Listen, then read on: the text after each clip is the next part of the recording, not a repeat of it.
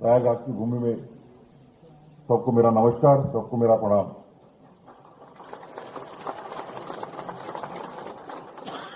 ये आनंद है कि भारत के सर्वोच्च न्यायालय का मुख्य न्यायपति होने के बाद में जो पहला ऑफिशियल प्रोग्राम में आ रहा हूं वो प्रयागराज की भूमि में करने का मुझे सौभाग्य मिल रहा है। इसके लिए मैं खुद को गौरवान्वित समझता हूं। इलाहाबाद उच्च न्यायालय प्रयागराज में अभी कुछ महीने पहले मैं आया था, उससे पहले आने का मौका मिला नहीं, परंतु प्रयागराज से हमारा बहुत नजदीक का रिश्ता रहा है। जब मैं 2019 में सर्वोच्च न्यायालय में न्यायमूर्ति करके आया तो सबसे पहले हमारी मित्रता हमारे बड़े भाई विनीत सरन जी से हुई, उनसे पारिवारिक संबंध हुए। कुछ महीनों के बाद में कृष्ण मुरारी भाई भी वहां पहुंच गए और एक हमारा परिवार के जैसा रिश्ता रहा है। कुछ समय बाद विक्रमनाथ जी भी आए और 7 महीने हमने बेंच पे काम किया और उस समय कहा जाता था कि one of the most popular जो बेंच था सुप्रीम कोर्ट में हमारा दोनों का था। अभी मेघवाल जी ने कहा कि योगी जी इस देश के सबसे पावरफुल और कर्मठ मुख्यमंत्री है। मैं कहना चाहूंगा कि इलाहाबाद की भूमि पावरफुल लोगों की है। योगी जी तो पावरफुल है ही, मगर हमारे मित्र जो विक्रमनाथ जी है वो आज के भारत के जो सबसे मजबूत और पावरफुल जज है।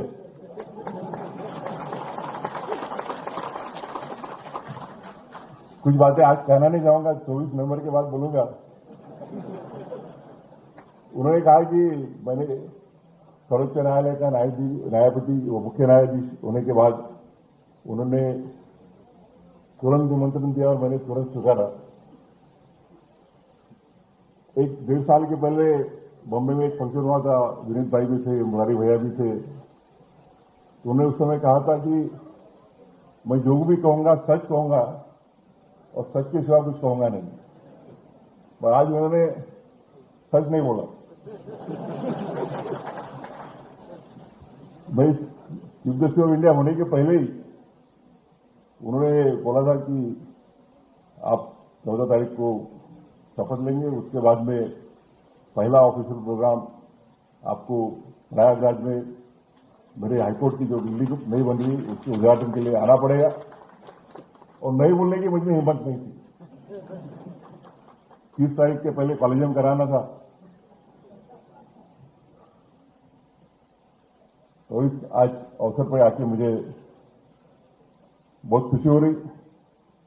आज संयोगवश अहिल्याबाई होलकर जिन्होंने 300 साल पहले भारत में एक सामाजिक न्याय की भावना से जो महत्वपूर्ण कार्य किया, उनकी जयंती के अवसर पर आज इस भवन का उद्घाटन हो रहा है। ये हमारे सबके लिए एक गौरवशाली भाव है।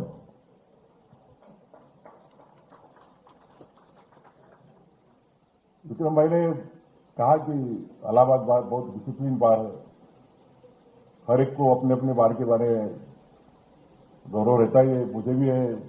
मेरा जो नागपुर बार है वो वन ऑफ द बेस्ट बात है। तिवारी जी को हम मिल चुके हैं 2-3 महीने के पहले। आजकल यूट्यूब पे देखने का समय नहीं मिलता, मगर उस समय तिवारी जी के जो यूट्यूब पे बाइट्स आते थे वो भी देखने को मिले। आज अच्छे वो टाई सूट वगैरह पहन के आए। कार्यक्रम की गरिमा रखने में आज उन्होंने अच्छा। मैं विक्रमनाथ जी से उनको डिसेंड करने की मुझे ताकत नहीं है, तो इसके लिए मैं भी एंडोर्स करता हूं कि इलाहाबाद बार बहुत ही डिसिप्लिन बार है।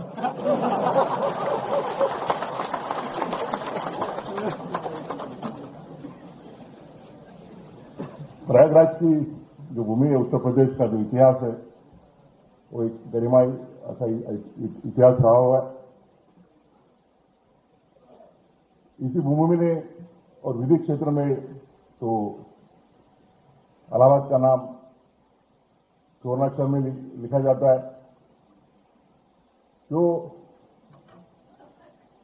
स्वतंत्रता के पूर्व प्रिवी काउंसिल के जमाने में भी जो देश के चंद वकील सबसे अच्छे वकील गिने जाते थे, उनमें मोतीलाल नेहरू जी, जवाहरलाल नेहरू, तेज बहादुर पप्पू, सैयद मिर्जा हसन रिजवी, ऐसे अनेक कानूनी विद्वानों का नाम लिया जाता है। उसी प्रकार से भारत का जो हिंदी साहित्य है, उसमें भी प्रयागराज के काफी दिग्गज जैसे महादेवी वर्मा, हरिवंश राय बच्चन, सुमित्रानंद पंत, सूर्यकांत त्रिपाठी निराला, अकबर इलाहाबादी, धर्मवीर भारती, सुभद्रा कुमारी चौहान, इनको भी जाना जाता है।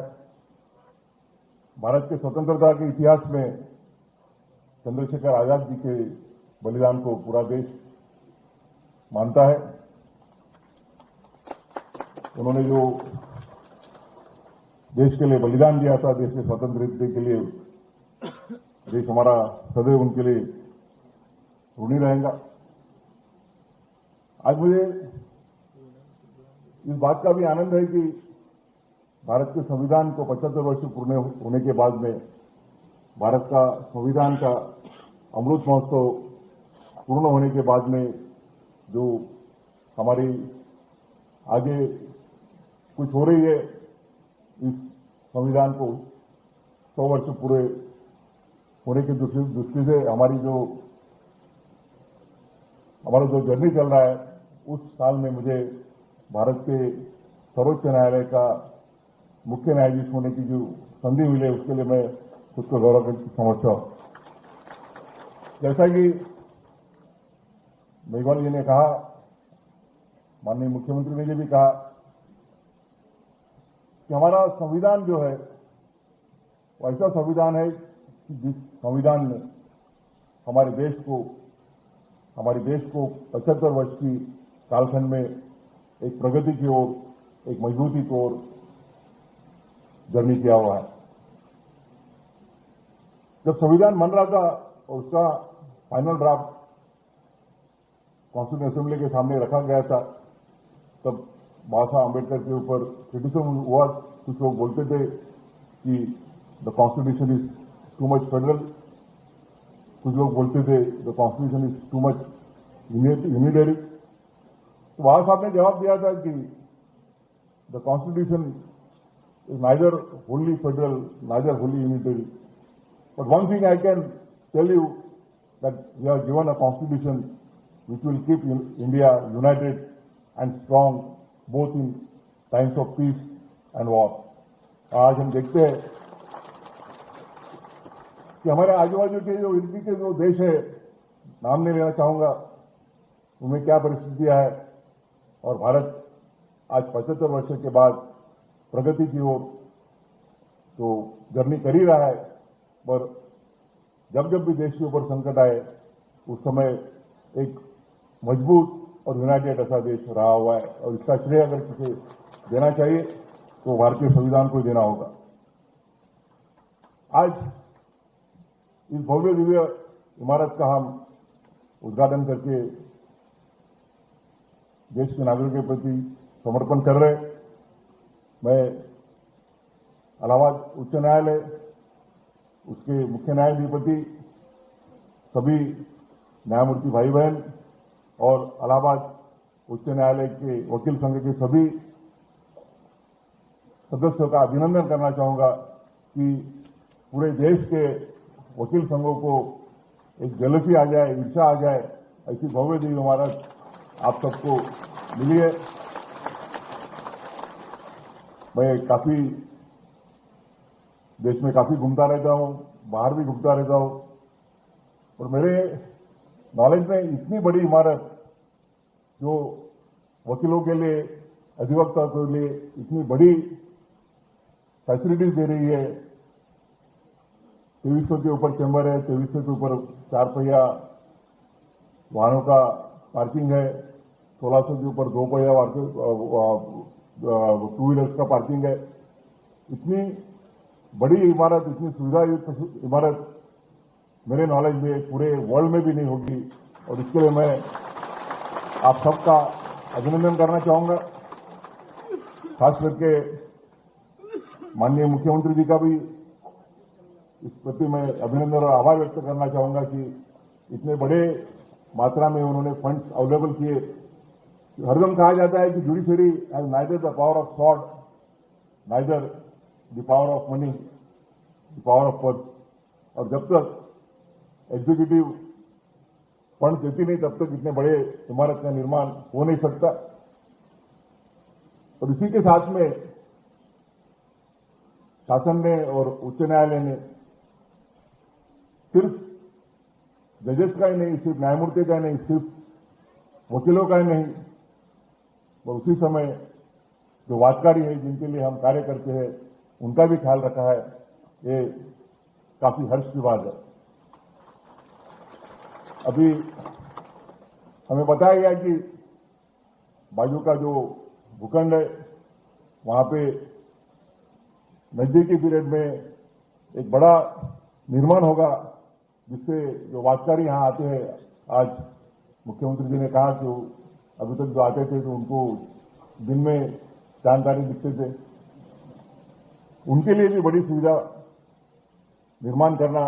उसमें फिर जो विकलांग है, जो डिफरेंटली एबल्ड है, जो महिलाएं हैं, जो अपने बच्चों के साथ आती है, उनके लिए क्रेच करना वगैरह, ये सब बातें दिखाई देती है कि हम सिर्फ कार्य करते हैं तो वकीलों के लिए या न्यायमूर्ति के लिए नहीं, तो इस देश का जो नागरिक है, जो इस देश का नागरिक न्यायपालिका में उसके ऊपर जो अन्याय हुआ है वो अन्याय दूर करने के लिए आता है, उसका भी ख्याल किया जाता है।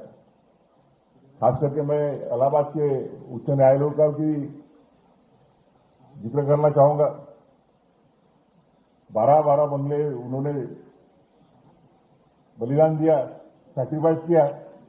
तो झगड़े होते रहते हैं कि हम एक भी, हमारे पास अभी आते रहते विषय कि बाहर के लोगों को कम सुविधा दी जाती है, बाहर के लोगों को जगह कम है, मगर बाहर के लिए 12 बंगला छोड़ देना ये कुछ छोटी बात नहीं है। इसके लिए मैं इलाहाबाद उच्च न्यायालय और उनके सभी वकीलों का अभिनंदन करना चाहूंगा। आज इस वक्त माननीय मुख्यमंत्री जी ने ये भी घोषित किया है कि जनपदों में भी एकीकृत कॉम्प्लेक्सेस बनाए जाएंगे, जिसके तहत न्यायालयीन इमारत, उसी के साथ में पक्षकारों के लिए, वादकारियों के लिए, वकीलों के लिए और न्यायमूर्ति के लिए निवास, ये सभी सुविधा एक जगह पे दी जाएगी। आज हमने यहाँ पे स्टेट बैंक ऑफ इंडिया का काउंटर, उसी प्रकार से पोस्ट ऑफिस का जो काउंटर लगा है उसका भी उद्घाटन किया है। ये सुविधाएं आप सबको आपका काम अच्छा करने के लिए उपयुक्त होगी। ऐसी सब सुविधाएं सूर्यकांत जी ने हमारे डिमांड की थी कि जो हमारी ट्रायल जुडिशरी है उनके लिए भी ध्यान दिया जाए। मुख्यमंत्री जी ने तुरंत उसका जवाब दे दिया और बताया कि किस तरह से वो हर जनपद में न्यायालयों के लिए, वकीलों के लिए और वादकारियों के लिए सुविधा उपलब्ध कराने वाले हैं। आज हम संविधान के 75 वर्ष पूरे करके हमारा जो सेंचुरी है, जो शतक महोत्सव होगा 25 साल के बाद भारत के संविधान का, उसके ऊपर आगे बढ़ रहे। इस अवसर पर मैं सिर्फ इतना ही कहना चाहूंगा कि जब 25 नवंबर 1949 को डॉक्टर बाबा साहब आंबेडकर ने भारतीय संविधान का अंतिम ड्राफ्ट कॉन्स्टिट्यूशन असेंबली के सामने रखा, उस समय उन्होंने जो भाषण दिया, जो डिबेट हुआ था, वो डिबेट को जो रिप्लाई दिया, वो हमारी दिशा को, हमारे देश को एक दिशा देने वाला एक संबोधन था। उन्होंने उस समय कहा था कि आज हम one vote, one person, one vote और वन वैल्यू, इसके तहत इस देश में पॉलिटिकल इक्वालिटी, पॉलिटिकल समानता तो ला रहे, but what about social and economic justice, what about social and economic equality. Baba Saheb ने कहा था कि on a social plane the country is divided into 4 compartments, and such compartments which are so tight that one cannot travel from one compartment to another compartment. And on an economic plane, we have the entire wealth of the country concentrated in few hands, wherein millions of people are living in abject poverty.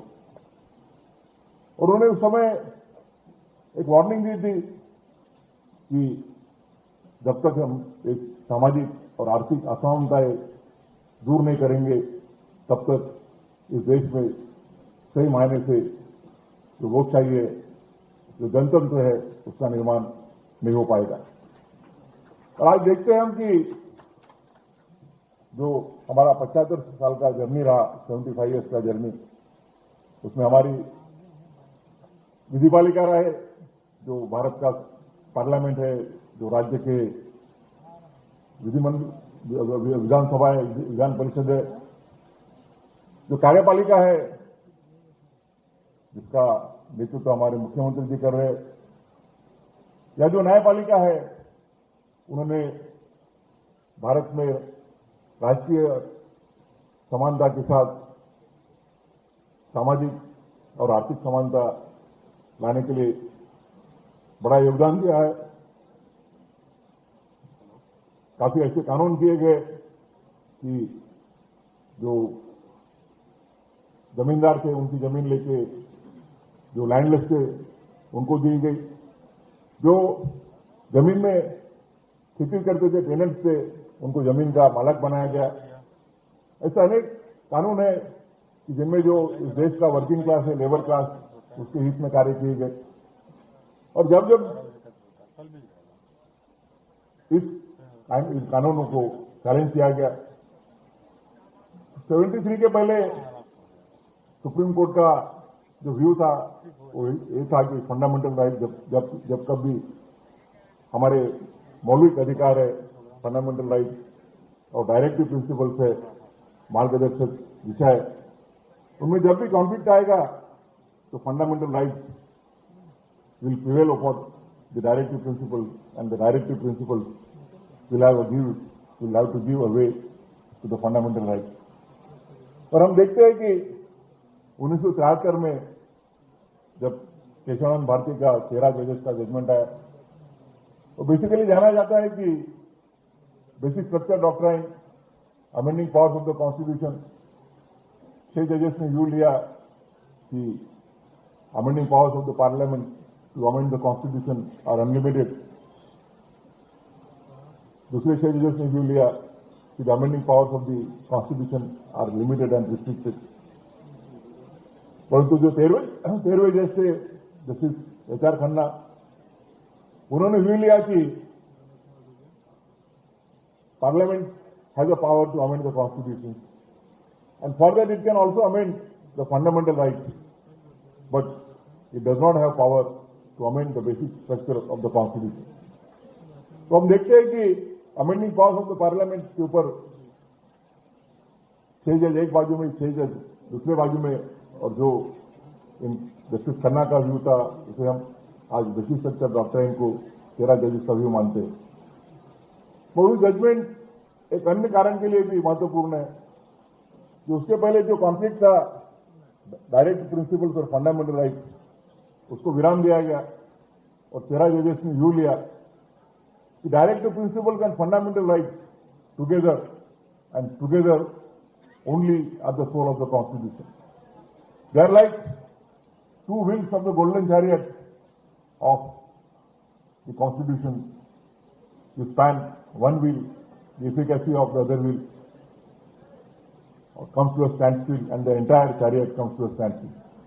दोनों समान है, दोनों एक जो सुवर्ण रथ है भारतीय संविधान का, उसके दो पहियों के जैसे, एक को आप रुका तो पूरा जो रथ है वो पूरा रुक जाएगा। और इस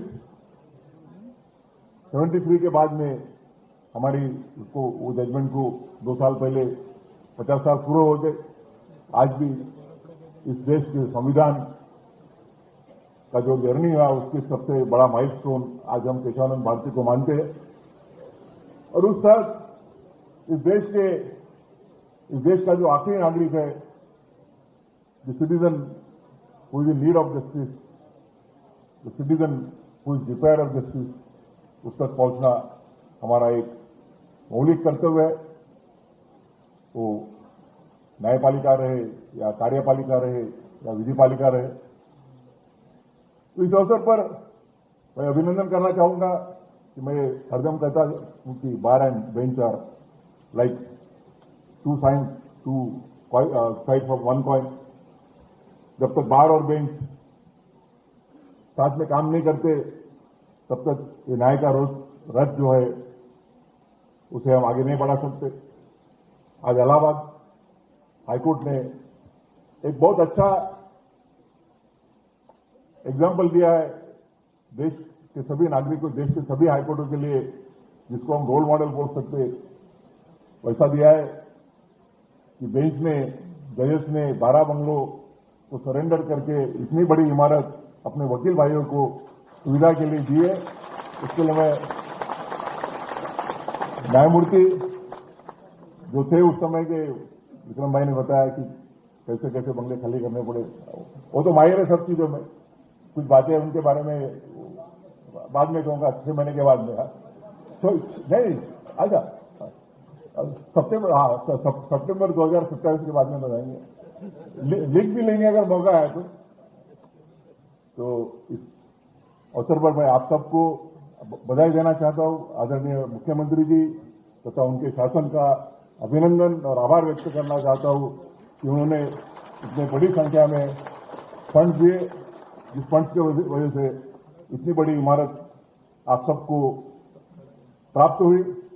इस इमारत से आप सबको, इस देश के आखिरी के नागरिक को कम से कम खर्चे में और कम से कम समय में न्याय देने के लिए प्रयास होगा, ऐसी आशा व्यक्त करते हुए पुनः आपका अभिनंदन करता हूं और मेरे वाणी को विराम देता हूं। धन्यवाद।